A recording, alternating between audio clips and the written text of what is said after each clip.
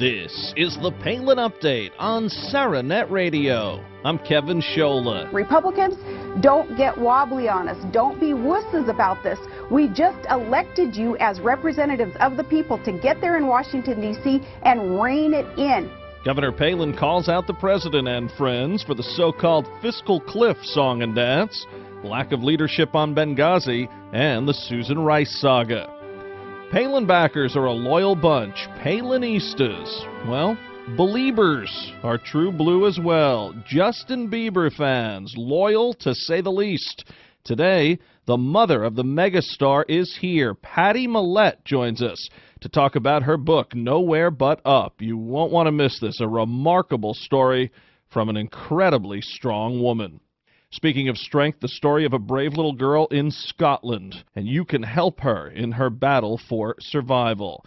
And the latest Steel Resolve commentary with Sarah Steelman just ahead. Now, our special guest. She is a remarkable woman who also happens to be Justin Bieber's mom. Her book, Nowhere But Up, is serving as inspiration to readers worldwide, and the book has been featured on Bristol's blog. Bristol Palin saying, quote, as someone who also got pregnant at 17, it's so inspirational to hear her story, unquote. Well, her story is inspirational, and she is here today to talk all about Nowhere But Up. Pattie Mallette, welcome to the Palin Update on SarahNet Radio. Hi, thanks for having me. Well, thank you so much for being here. I read your book, Nowhere But Up, cover to cover, and wow, what a story. We'll dive into the book in a moment. First, I have to say, I love your description on Twitter and Facebook. You say, yes, Justin Bieber is my son. I have many other great qualities besides being his mom. Ha, no, really. Great humor there, Pattie. Speaking the truth, but, recognizing Justin's mega stardom at the same time. Yeah, we all lose our identity as moms. So-and-so's mom, and mine just to be a much more massive scale.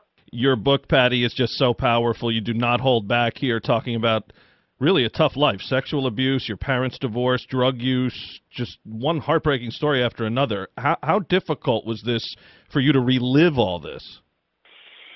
Yeah, it was definitely challenging. I've been sharing my story for years, so I've been going through getting some healing along the way, but writing it down was a different story, and so it was really cathartic and living it and reliving it as I was editing it, but it was really good. Yeah, you said cathartic. This book allowed you to heal more.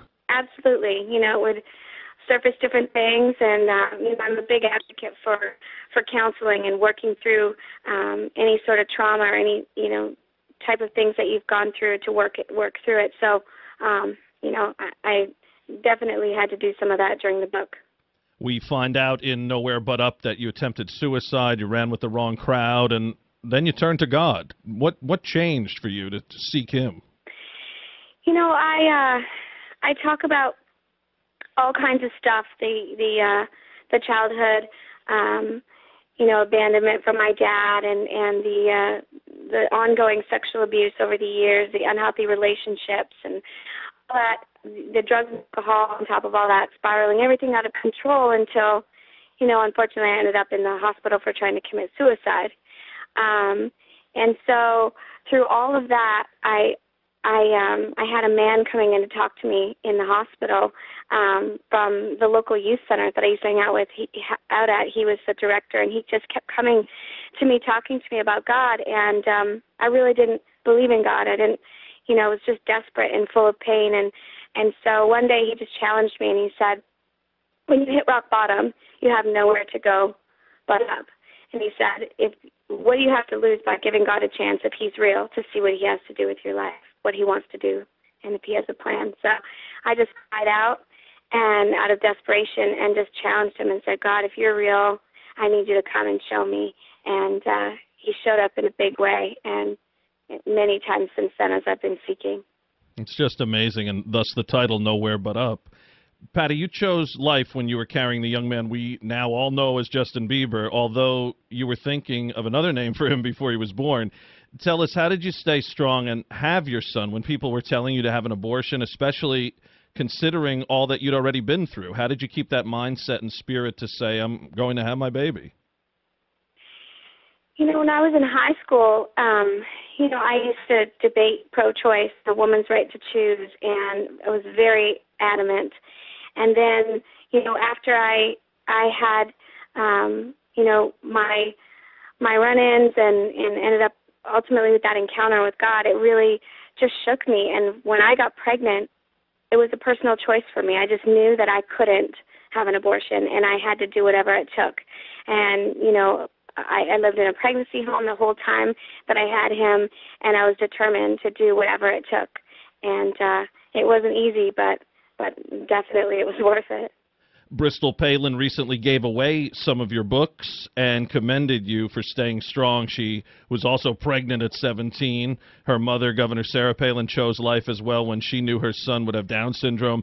Is there a special bond between moms who have had wonderful children like Justin, like Tripp, like Trig, after they were told by some to not go through with it? Is that something you can only understand if you're there? It's hard to say because, he's my only child, and so I know I definitely have a special bond with him. And I think for me, being a single mom, it's definitely been a special bond there as well. It was just him and I living in the same home for, however many years until we just took off and moved to Atlanta and got this whole start. So, yeah, I think there's been definitely a special bond. And you two seem to have such a great quote-unquote normal relationship despite his very unnormal fame. And Justin even wrote the foreword for Nowhere But Up. Yeah, I know.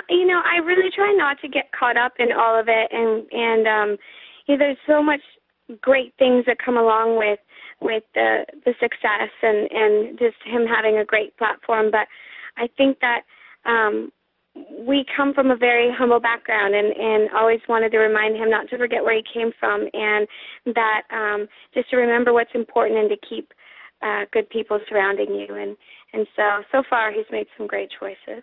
Now, so many times, Patty, we hear people say X child or Y child, could be the future president or maybe the doctor who cures a disease. We don't hear pop star as much, but the chances of having a kid that's as big of a star as Justin are probably less likely than giving birth to a president or a big-time doctor. So you ever just sit and think about that? And I know in the book some of that came out a little bit when you got toward the present day, and you could, and his forward was more personal. But did you ever think about that? Like, wow, what the heck happened here? It's really surreal some days. I mean, just 2 days ago I was watching him perform at Madison Square Garden, and every once in a while just something just hits me, and I tapped my friend beside me and I pointed up there and I said, "That's my son." I just can't believe it sometimes, and where he's come and what he's accomplished, and it really is one in a billion. So it's amazing. It's been really amazing. It's funny, all these years after all the things we've seen, that whole Madison Square Garden thing is still that huge deal, back when Sinatra played there, and of course the record times of Billy Joel and others, and here now your son. It still means a lot. That's good to see. Patty, what hit me most in your book was your willingness to forgive, including those who molested you, violated you, could have ruined you. How can you do that? I think many would find it impossible. How can you forgive people who were just so horrific to you? It is next to impossible. It's been a journey, a process of having to work through real grief, real pain, real anger, and getting to the point where it's a choice. You make a decision, and you have people standing with you and helping you. And for me, it took a lot of prayer. And I said, okay, in my prayer life, okay, God, if you can forgive me, then I need you to give me the forgiveness to be able to extend to these people. So it's been a process, but it's one that has been really, really freeing. Sarah Palin has talked about how it's important to be involved in pop culture, and we've seen it with the Palins on TV, and I couldn't agree more.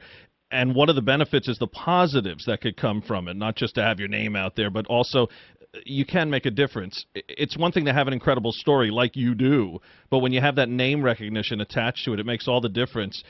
Can you feel, I know this is a tough past that you've had, but looking at it just from the help that it's giving to others, do you feel happy that readers are not only reading your book, but also actually benefiting from it?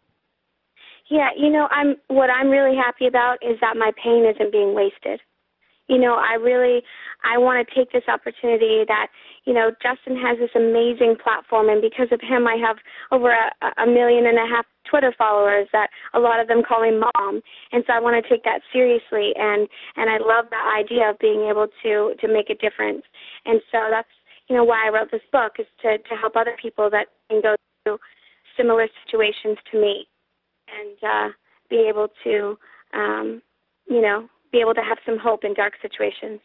Well, I checked out some of the tweets sent to you, and some were from young girls who, didn't get into specifics. Well, you only have a few characters there to play with, but they did say, hey, I can relate to her. Now, who knows what their story is? Maybe it's something much smaller scale, but to be able to say that and then read your book and say, hey, Pattie Mallette did it, I'm going to do it, really powerful. Yeah, it's so encouraging when you hear things like that, because that's why I went through all the pain to write the book. That's why I, found it so important to be vulnerable and be relatable, because I wanted people to say, hey, I went through something like that also, and that really helped me get the courage to go through it. Well, Pattie, you are incredible. Your book is helping so many women and girls, and it's helping you, and your message of forgiveness is remarkable. We will certainly promote this and hope a lot of people who haven't checked it out yet will. And, Pattie, before we let you go, I see Gangnam Style has become the all-time watched YouTube video, and I know Justin Bieber's fans are pretty rabid. As you said, they're calling you mom. I mean, they're into this, just like Palin supporters. Will they flood the net to make sure Justin Bieber reclaims the top spot? Oh, that's hilarious. I don't know. That's going to be one tough thing to beat. I mean, I don't know what the Gangnam Style craze is, what has made it go so viral, but it's pretty catchy. Well, something Bieber and Palin supporters definitely have in common, loyal supporters to say the least, and we'll see what happens with that. Right. But I had to ask you, it came on the news the other day, I said, I don't know, these Justin Bieber folks, they get out there. So, listen, our best to Justin, and Pattie, again, you are amazing. Stay in touch. I hope your book continues to make a positive difference. It's just tremendous, and we recommend it to everyone out there, men, women, and, anyone who's been through anything like this, of course, and you're going to be an inspiration now for the long haul here. Thank you. Thank you so much. Nowhere But Up by Pattie Mallette. Absolutely riveting, a story of strength. Pattie, thank you. Thank you. Go to nowherebutupbook.com and get your copy of this incredible story, nowherebutupbook.com. This past week, Governor Palin called out all of the suits in Washington. She posted on social media, politicians, were they lying then, or are they lying now? The governor then provided a link to a telling piece by Brent Bozell in which he calls out Republican leaders regarding the fiscal cliff. Bozell pens to the GOP brass, if you now claim a tax increase on small business is the correct course of action, were you lying all along when you claimed this tax increase would decimate the economy? Because if you were not lying, you will now be willing participants in the destruction of American jobs in a time of economic crisis. This is the question you must answer, given the posturing of many Republicans in the immediate aftermath of the election. Well said. Now we will see what Republicans do. As far as this so-called fiscal cliff, Governor Palin says we've already gone over the cliff, and now it's just a matter of how hard are we going to thump down there at the bottom of the cliff. The governor also continues to ask for answers on Benghazi, and she blows up the liberal narrative that opposition of Susan Rice is rooted in sexism or racism. Palin says that's ludicrous, saying, quote, what the heck does this have to do with gender or skin color or anything else? This has to do with competency, unquote. Palin calls Susan Rice's handling of Libya appalling. Palin spoke in detail about Rice and Benghazi while appearing on Fox News channels on the record. Now, a remarkable girl in Scotland. Governor Palin brought her to our attention this past week. Her name is Vanessa Riddle. When she was 8, she was diagnosed with stage 4 neuroblastoma. It's a very rare, aggressive, and difficult-to-treat form of childhood cancer. Well, Vanessa was hoping to gain more Twitter followers, and they are popping up in droves thanks to Eric Bolling on Fox News, Governor Palin, and others spreading the word. Palin wrote, "Sweet angel Vanessa, we're praying for you, for your health and happiness. You're going to reach that followers goal, by the way. Lots of people are rooting for you and will follow you on Twitter at Vanessa Riddle and Facebook, so have fun with it. Love, Sarah Palin and family." Well, Vanessa has reached her goal. Let's get her some more followers. Folks, again, it's at Vanessa Riddle on Twitter, and you can check out her website to learn how you can help this brave child. Go to vanessasjourney.com. She's been fighting hard for 4 years now. Time for our weekly commentary, Steel Resolve. Here's Sarah Steelman. Thanks, Kevin. Does size matter to the President of the United States? Apparently so. Last week, the White House and the liberal press touted how great it is for President Obama to reach out and meet with CEOs. Supposedly, President Obama wants to repair relationships by seeking their input on fiscal issues. The second round of business executives who are invited include CEOs from AT&T, Merck, American Express, Comcast, General Electric, and of course, Goldman Sachs, to name a few. Last week, it was Aetna, Honeywell, Chevron, Archer Daniels, Midland, etc. You get the picture. These companies are huge and have contributed hundreds of millions of dollars to both Republicans and Democrats. So does it really come as any surprise to any of us that he is meeting with these multinationals? Of course not. This is business as usual in Washington, D.C. Many of these are the same guys who already have too much power and influence in Washington. They have little in common with the businesses trying to survive along Pine Street in Rolla, Missouri. And what is good for them is not necessarily good for those Main Street businesses.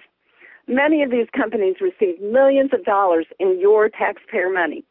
Small business interests and multinational business interests are not necessarily the same anymore.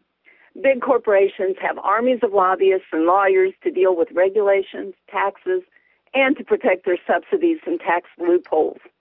Small businesses rely on those we elect to truly represent and advocate for them. If we, the people, want real fiscal reform in Washington, let's begin with demanding the elimination of crony capitalism. After all, if size matters, as Mark Twain said, it's not the size of the dog in the fight, it's the size of the fight in the dog. This is Sarah Steelman for SarahNet Radio. Tune in again next week for another segment of Steel Resolve right here on the Palin Update. And don't forget, the Palin Update, including Steel Resolve, is now on demand and available for download. So just head to SarahNetRadio.net, pick the show you want to hear, and you can listen anywhere, anytime. Well, that'll just about do it for this edition of the Palin Update on SarahNet Radio. Visit SarahNetRadio.net for continuing coverage of Governor Palin. I want to thank Sarah Steelman and everyone here at SarahNet Radio. Thanks to Pattie Mallette, and thank you for listening today. Please be sure to join us next time for another edition of the Palin Update. I'm Kevin Scholla. Have a pleasant day.